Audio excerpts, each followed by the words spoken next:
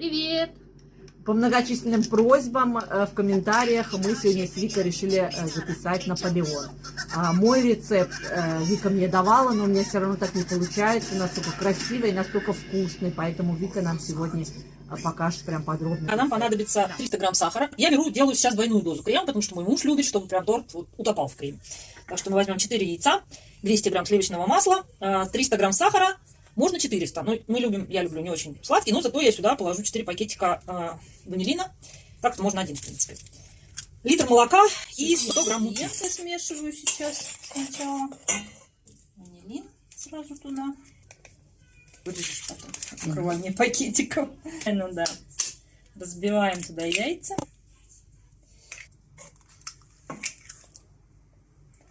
Как-то повара разбивают об краешек. И даже и вот так. И вот так одной рукой. И одной рукой. Ну, я вот нет. Я разбить об краешек я могу, конечно, но... У меня муж удивляется. А потом так это одной рукой перемешиваю. Вот я делаю, как в классическом рецепте было написано. Так как я попробовала, и мне показалось, что это как раз вот тот самый крем из детства, как моя мама делала, и я делаю так же. Теперь вот так вот. Прям литр молока. Да, прям литр, потому что это как-то двойная у нас доза. В принципе, 1,5 порции тоже хорошо, нормально. Все мы перемешали. На небольшой огонь. Такой вот небольшой огонь. Самое главное, то, что его надо постоянно помешивать. То есть вы можете отвлечься буквально там на минутку, на две, там чашечку сполоснуть или что-то, но подходить там, посмотреть телевизор на 10 минут не стоит, потому что он, как это мука, он начинает сразу комковаться, эта мука, и может даже подгореть. Поэтому мы будем тщательно, терпеливо помешивать, вариться он будет где-то минут 20, не меньше. Ну давай, доводить до кипения мы его не будем.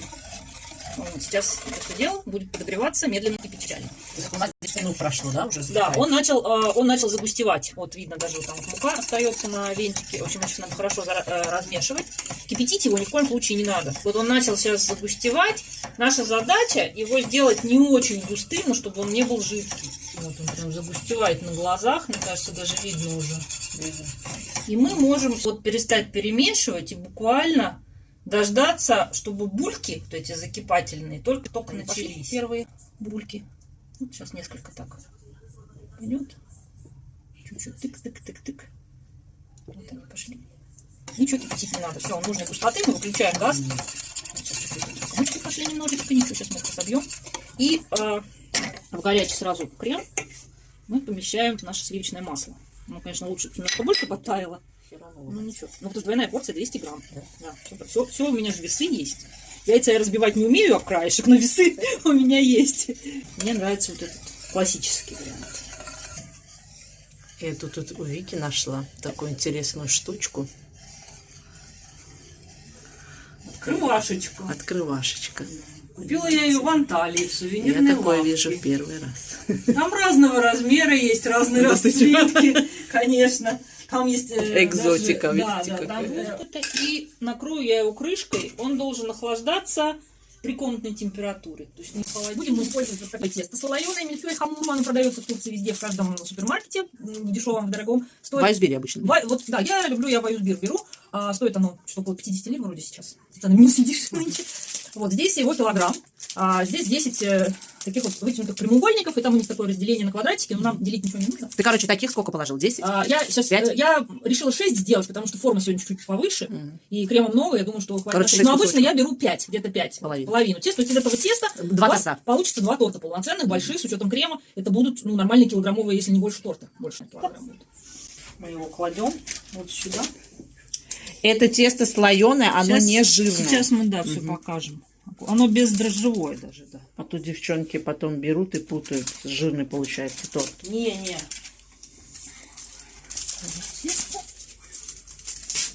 А можно просто на противень, нет? Или именно так надо? Нет, можно на противень, кому как удобно. Вот мне Мы удобно живем, так. вы знаете, в небольшой деревеньке под Измиром, то для того, чтобы заказать Наполеон, нам надо поехать его забрать в Измир. Это достаточно долго, неудобно. Потому что, вот, например, в Анталии у меня русский магазин, он возле дома, 1 минуту идти примерно. Приходишь и меняешь деньги на Наполеон. которые тоже наши мастерицы делают совершенно прекрасно, совершенно домашний, отличный Наполеон или медовик. Здесь такого сервиса нет. За неимением своих любимых продуктов мы Да, поэтому наловчаемся сами делать. нам приходится делать Наполеон самим. Но мы нашли самый ленивый, Идеальный. самый ленивый способ из возможных. Мы нашли, чтобы сделать и побаловать себя, наших мужей, которые уже тоже любят этот десерт. Вот запеклись первая партия коржей. Запекалась она больше 15 минут, минут 20, даже 25, может, из-за того, что... 15-20 на 180, в общем, смотрите. Но вы должны смотреть по своей духовке, потому что Подрумянится. сгорает это дело очень быстро. Вот этот верх сгорит, и низ может сгореть. Вот. Таким образом, сейчас мы вторую Перестывает, партию... да? Да, мы будем остуждать. Сейчас поставим вторую партию. И когда это все остынет, начнем собирать наш ленивиш. Готовы и уже остыли наши прекрасные коржи. Сейчас мы будем их расщеплять. Вот эту верхнюю загорелую корочку я вот прям так вот руками аккуратненько очищаю в какую-нибудь емкость.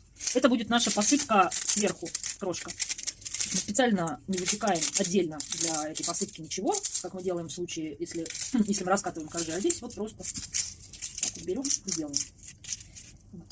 Потом мы ее там помельчим как надо. Вот, теперь надо вот это вот дело расщепить. Он будет рваться, но это не страшно, потому что потом оно выложится, это все слоями, кремом промажется, и там будет нормальный слоястый тортик. Вот. И так берем его, расщепляем.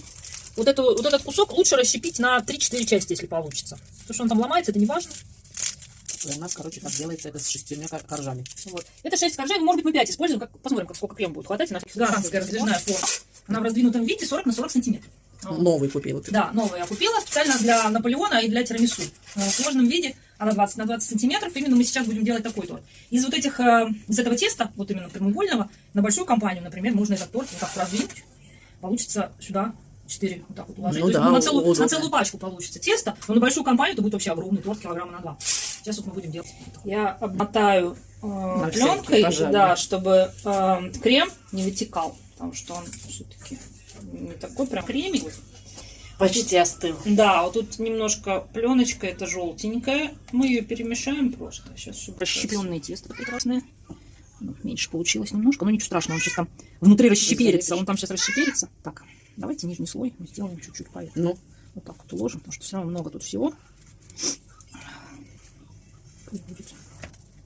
И примерно я на каждый слой выкладываю 4-5 столовых ложек этого крема.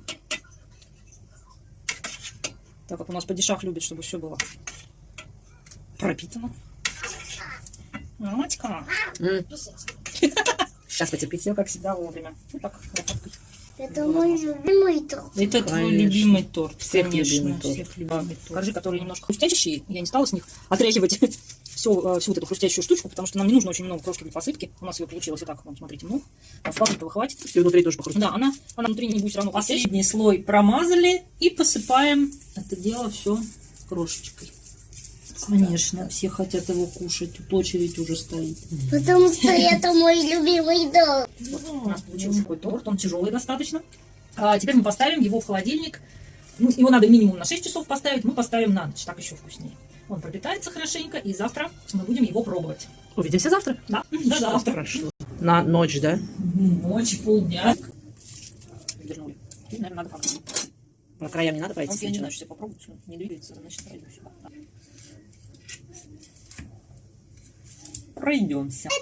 Джангов есть. Здорово, давай всем 5-5. неси мне все деньги свои, давай. Деньги мне нужны. Нет. Что нет? Что значит нет? А что ты мне? О, сюда не придет. вот. Какой красивый. Как же без турецкого чая? Вот это сколько лет детям? Наливай. Давайте нормально. Второму.